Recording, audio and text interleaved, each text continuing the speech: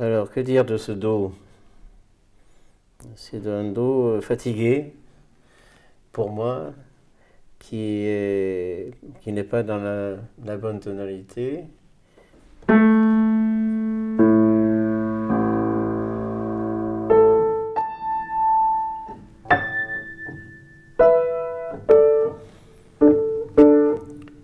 Donc, vous voyez, ce piano est neuf, et donc il est complètement faux. Ça me, comment dirais-je, me détruit l'oreille, en fait, parce que c'est pas comme il faut. Et dans les basses, par exemple, ça c'est à reprendre, ça c'est très très faux, ça c'est encore pire.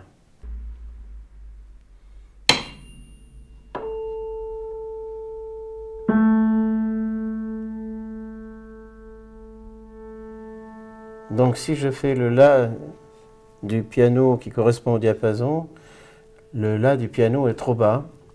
Donc il va falloir qu'avec ma clé d'accord, je remonte chaque corde pour la mettre dans la fréquence exacte du diapason.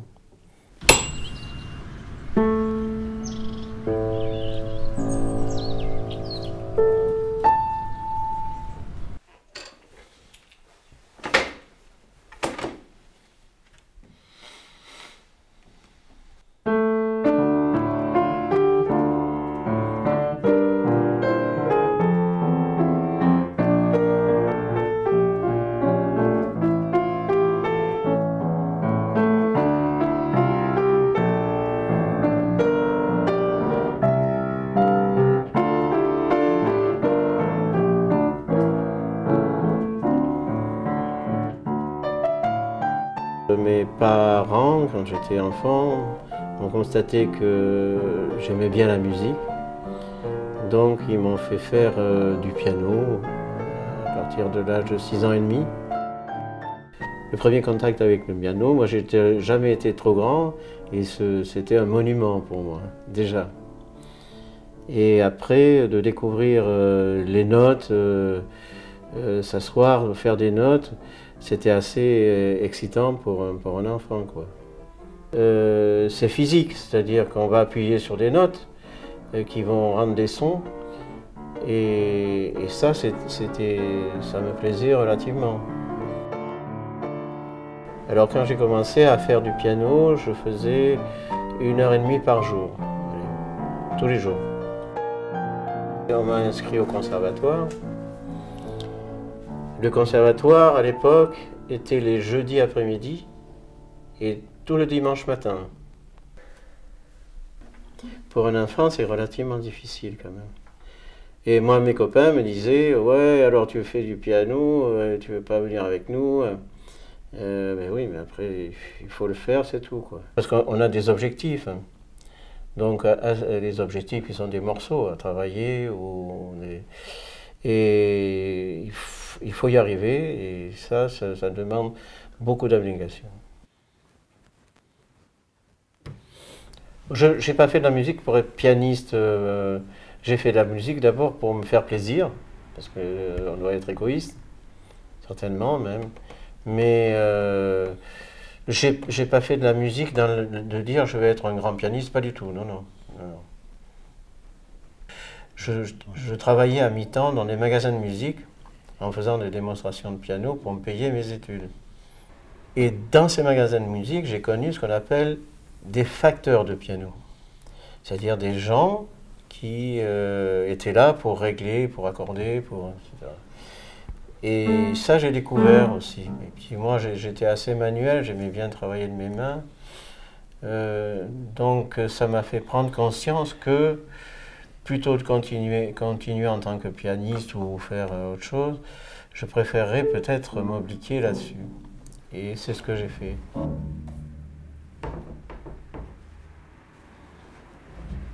Ben, j'ai un prix conservatoire en piano. Après, j'ai passé donc un CAP de facteur de piano. J'ai commencé, oui, à me mettre à mon compte, j'avais 28 ans à Paris.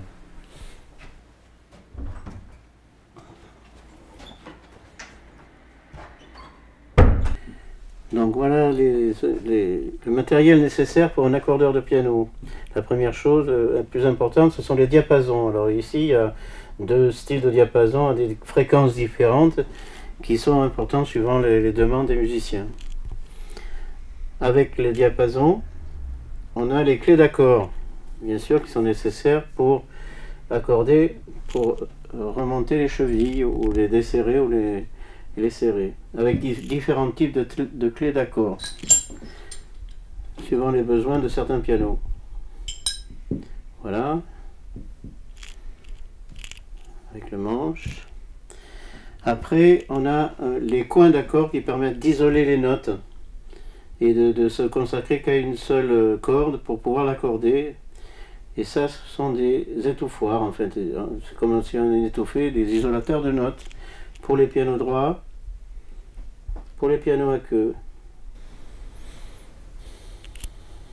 Au début, j'ai commencé avec pas grand-chose, hein, avec une clé d'accord. Au fur et à mesure, on étoffe, quoi. La relation avec les outils, c'est très personnel. Je veux dire, on ne prête pas ces outils, quoi. La plupart, d'abord, beaucoup de ces outils sont relativement chers pour acheter. On l'a fait au fur et à mesure. Et d'autre part, il y a des outils comme, que j'ai fabriqués moi-même. Donc c'est une relation personnelle et intime. J'ai plutôt des mains d'artisan. J'ai des mains d'artisan. J'ai des petites mains, mais bon, ça permet aussi de jouer. Puis bon, elles sont plus très jeunes, mais c'est quand même des mains d'artisan, quoi.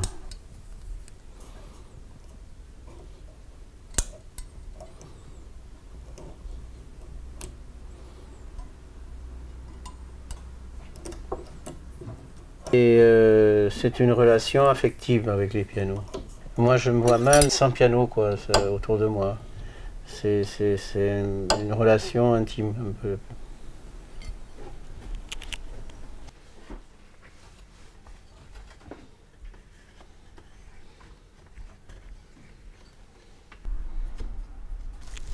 Allô?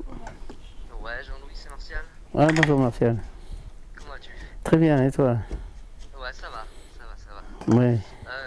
Dis-moi, je t'appelle juste pour savoir à quelle heure tu viens demain pour accorder le piano. Ben, normalement, il doit être accordé, mais sinon, j'avais prévu, moi, en fin d'après-midi, au Rheureux, ou 6 fois avant, je viendrai en début d'après-midi. Ok.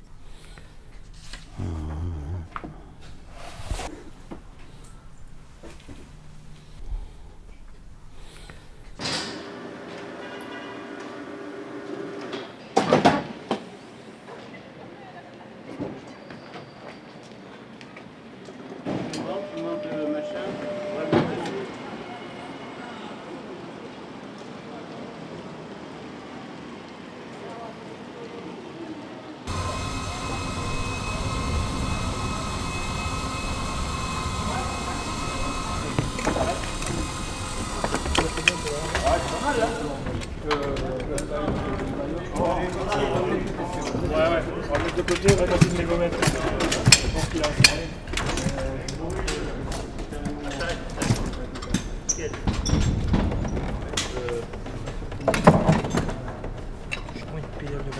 Ah ben Yann.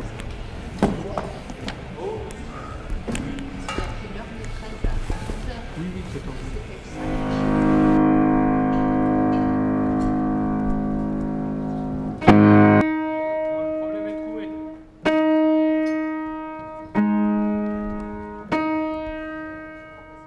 Ce que je suis en train de faire, ça s'appelle la partition, c'est-à-dire qu'on crée une gamme à partir du diapason.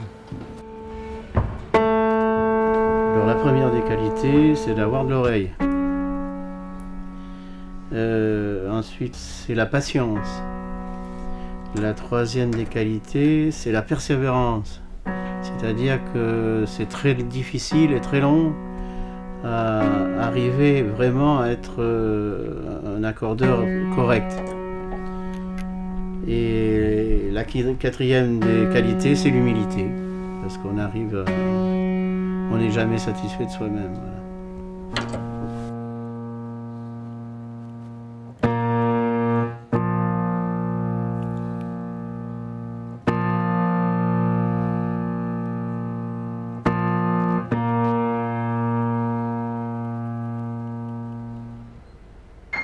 J'ai 69 ans.